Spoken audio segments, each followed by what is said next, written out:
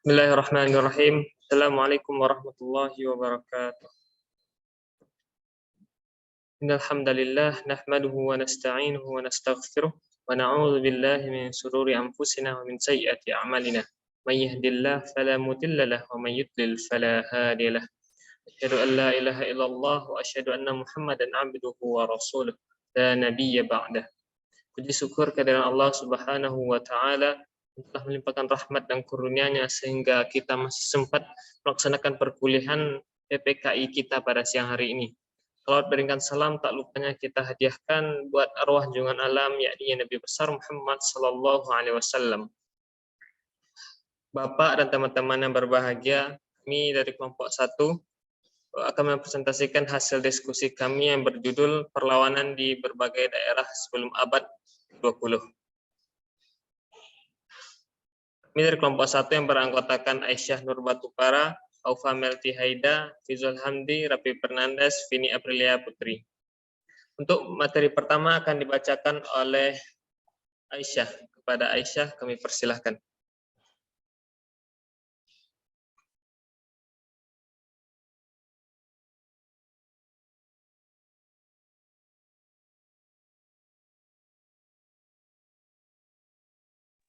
Baiklah, saya Aisyah Nur Batubara dengan NIM 203290001 akan membacakan materi yaitu tentang Perang Padri. Penyebab Perang Padri pada mulanya disebabkan adanya perbedaan prinsip mengenai ajaran agama antara kaum Padri dengan kaum adat. Pertentangan terjadi karena kaum Padri atau kelompok ulama ingin mengubah kebiasaan-kebiasaan buruk yang ada di masyarakat kaum adat. Bermula dari kepulangan 3 orang haji dari Mekah sekitar tahun 1803 yaitu Haji Miskin, Haji Sumanik, dan Haji Piobang yang ingin memperbaiki syariat Islam yang belum sempurna dijalankan oleh masyarakat Minangkabau. Adapun kronologi Perang Padri yaitu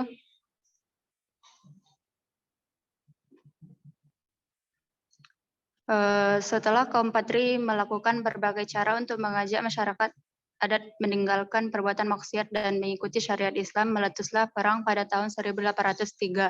Puncak perang saudara ini terjadi pada tahun 1815 di mana kaum Padri di bawah pimpinan Tuanku Pasaman menyerang kerajaan Pagaruyung sehingga pecah peperangan di Kota Tengah.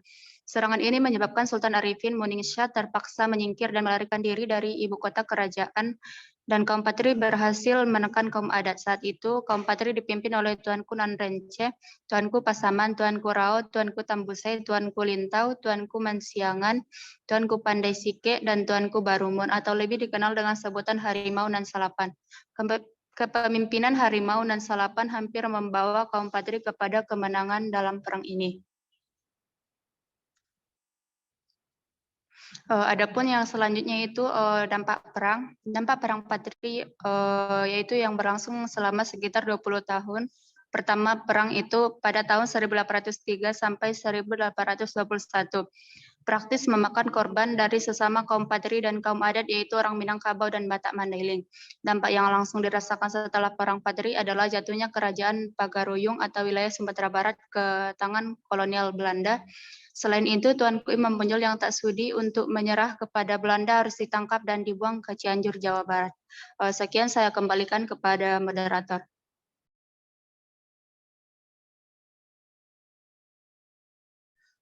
Terima kasih mengucapkan kepada Aisyah. Materi selanjutnya akan dibacakan oleh Aufa. Pada Aufa kami persilahkan.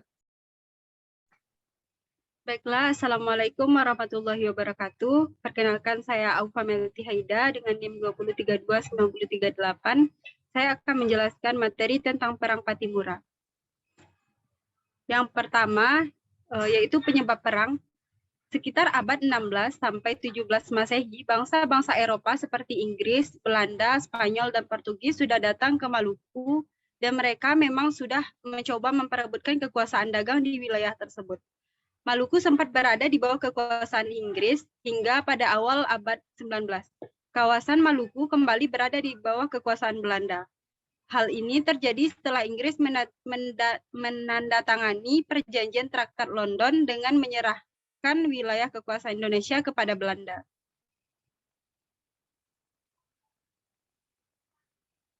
Selanjutnya, kronologi perang. Pada Mei 1817, rakyat Maluku mulai membuat beberapa pertemuan untuk membahas strategi dan konsep perlawanan terhadap Belanda.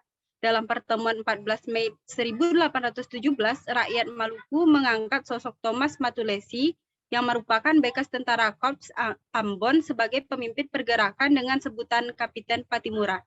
Setelah dilantik, Patimura kemudian memilih beberapa orang untuk membantunya berjuang melawan Belanda, yaitu Anthony Rebok, Philips Latimahina, Lucas Salano, Arong Lisapavi, dan Sarasa Sanaki, Christina Marta Tiahahu, dan Paulus Tiahahu.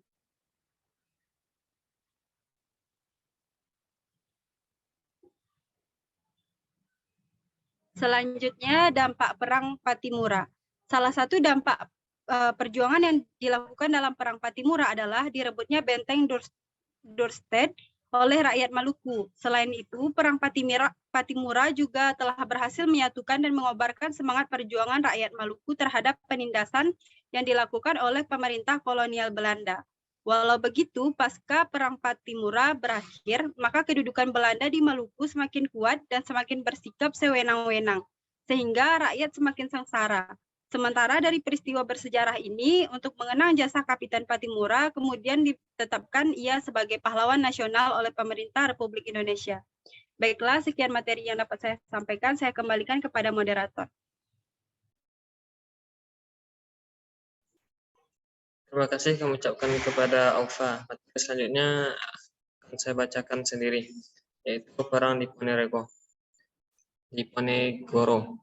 Perang Diponegoro adalah perang terbesar yang dialami Belanda. Perlawanan ini dipimpin Pangeran Diponegoro yang didukung pihak istana, kaum ulama, dan rakyat Yogyakarta. Perang ini terjadi karena Belanda memasang patok jalan yang melalui makam leluhur Pangeran Diponegoro. Perang ini terjadi tahun 1825 sampai 1830. Pada tahun 1827, Belanda memakai siasat perang yang bernama Benteng Stelsel, yaitu mendirikan benteng di setiap daerah yang dikuasai untuk menguasai daerah sekitarnya. Antara satu benteng dengan benteng lainnya dihubungkan pasukan gerak cepat, sehingga ruang gerak pasukan di Diponegoro dipersempit.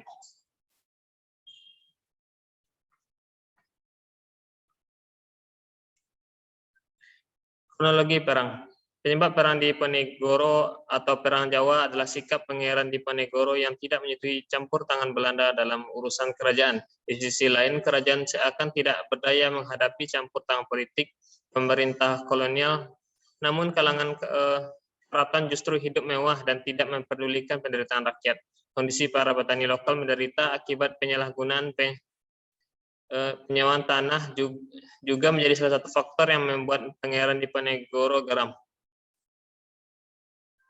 Dampak perang.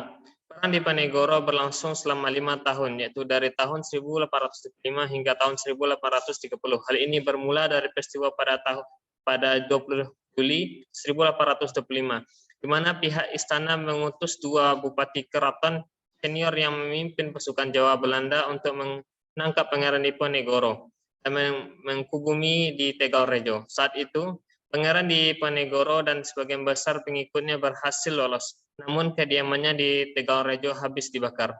Pangeran Diponegoro bergerak ke barat hingga ke Gua Selarong di Dusun Kentalan Lor, Gua Sari, Pajangan, Bantul sebagai markas besarnya. Selanjutnya yaitu materi yang akan dibacakan oleh Rapi. Kepada Rapi kami persilahkan. Baik, terima kasih moderator. Saya akan melanjutkan materi selanjutnya, yaitu tentang perang Banjar. Penyebab perang yang pertama itu rakyat menjadi sasaran eksploitasi dan dari Belanda dan Kesultanan Banjar. Yang kedua, munculnya konflik perebutan tahta Kesultanan Banjar akibat intervensi Belanda. Yang ketiga, sikap sewenang-wenang dari Tamjidillah yang ditunjuk Belanda sebagai Sultan Banjar. Selanjutnya, kronologi perang. Yang pertama itu sebagai penerus kerajaan Daha yang sebelumnya bercorak Hindu, pengaruh Islam masuk ke Kesultanan Banjar pada sekitar akhir abad 15 berkat perang dari Kerajaan Demak Kesultanan Banjar memiliki wilayah kekuasaan di sekitar Kalimantan Selatan dan sebagian Kalimantan Tengah. Dalam buku Islamisasi dan Perkembangan Kerajaan Islam di Indonesia tahun 2012, karya Daliman disebutkan bahwa pelabuhan dagang Kesultanan Banjar pada abad 15 Masehi selalu ramai dengan kapal-kapal dagang internasional. Kesultanan Banjar juga memiliki hasil sumber daya alam seperti emas, intan, lada, rotan, dan damar yang melimpah. Hal ini yang kemudian mendorong Belanda untuk mulai merencanakan strategi agar dapat menguasai Kesultanan Banjar. Selanjutnya itu dampak perang. Dampak perang Banjar adalah terjadi penyatuan gerakan rakyat di bawah pimpinan Pangeran Antasari dan Pangeran Hidayatullah II. Meski sudah melakukan perlawanan dengan gigih dan pantang menyerah, pada akhirnya Belanda bisa mengatasi keadaan. Akibat kemenangan Belanda pada perang tersebut, Kesultanan Banjar kemudian dihapuskan. Selanjutnya saya kembalikan kepada moderator. Terima kasih mengucapkan kepada Rapi. Materi selanjutnya akan dibacakan oleh Vini. Kepada Vini kami persilahkan. Baik, terima kasih moderator. Selanjutnya Perang Aceh. Perlawanan rakyat Aceh dalam mengusir penjajah Belanda atau yang disebut Perang Aceh berlangsung dalam kurun waktu yang lama. Dalam sejarahnya, Perang Aceh terjadi pada tahun 1873 dan berakhir pada 8 Februari 1904. Artinya, perang ini berlangsung selama 31 tahun. Pada akhirnya, Belanda berhasil menguasai Aceh sepenuhnya pada tahun 1904 dengan pembubaran Kesultanan Aceh. Belanda juga membentuk Karesit. Perang Aceh dilatar belakangi oleh Traktat Sumatera pada tahun 1871 yang menyebutkan bahwa Belanda bebas meluaskan wilayah di Sumatera termasuk Aceh. Hal ini ditentang oleh Tuku Cik Ditiro, Cut Mutia, Tuku Umar, Cut Nyadin, dan Panglima Polim. Belanda mendapatkan perlawanan sengit dari rakyat Aceh. Rakyat Aceh berperang dengan jihad, sehingga semangatnya untuk melawan Belanda sangat kuat. Selanjutnya, perlawanan rakyat Batak. Perlawanan rakyat Batak dipimpin oleh Sisingamangaraja XII. Latar belakang perlawanan ini adalah bangsa Belanda berusaha menguasai seluruh tanah Batak dan disertai dengan penyebaran agama Kristen. Sisingamangaraja XII masih melawan Belanda sampai akhir abad ke-19. Namun, gerak pasukan Sisingamangaraja XII semakin menyempit.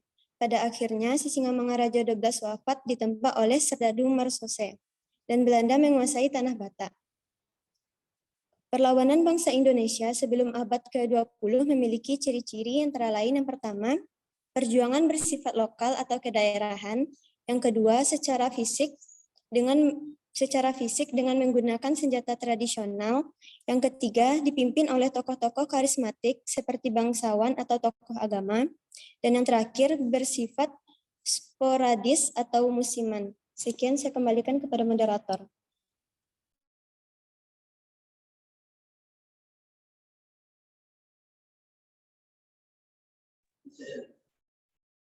Terima kasih mengucapkan kepada Vini.